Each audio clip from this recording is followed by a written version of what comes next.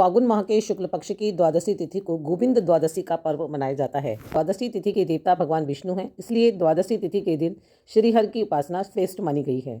पुराणों के अनुसार द्वापर युग में महाभारत युद्ध के दौरान श्री कृष्ण के मांगने पर बालक बर्बरीक ने इसी दिन अपना शीश का दान किया था। कलयुग में शीश के दानी को ही बाबा खाटू श्याम के रूप में पूजा जाता है।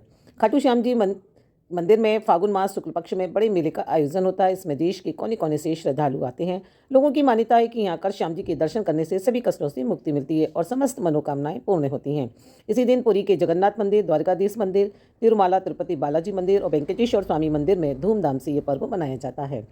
आइए जानते हैं पौराणिक कथा। महाबली भीम के पुत्र घटोत्कच और दैत्यराज मूर की पुत्री मौरवी कामकंटकटा के अति बलशाली पुत्र बर्बरीक हुए। बर्बरीक को खाटू श्याम सरकार, सूर्यवर्चा, शीश के दानी, 3 बाणधारी जैसे नामों से जाना जाता है।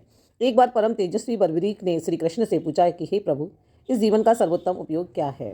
श्री कृष्ण बोले, हे पुत्र, परोपकार व निर्बल का सहारा बनकर सदैव धर्म का साथ देते रहना ही जीवन का सर्वोत्तम उपयोग है।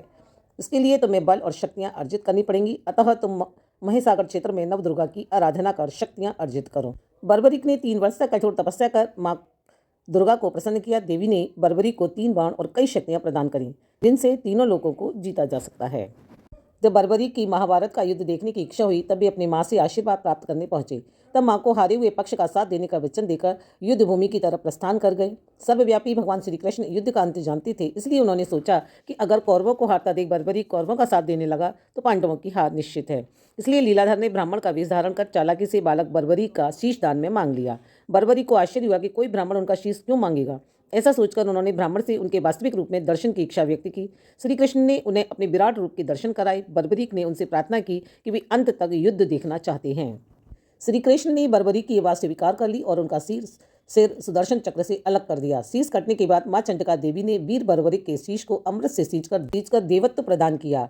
तब इस नवीन जागृत शीश से श्री कृष्ण बोले, हे वत्स, जब तक पृथ्वी, नक्षत्र और सूर्य चंद्रमा है, तब तक तुम सब लोगों के लिए पूजनीय हो जाओगे। इस तरह उनका शीश युद्ध भूमि के समीप ही एक पहाड़ी पर सुशोभित किया गया, जहां से बर्बरीक संपूर्ण युद्ध का जायजा ले सकते थे।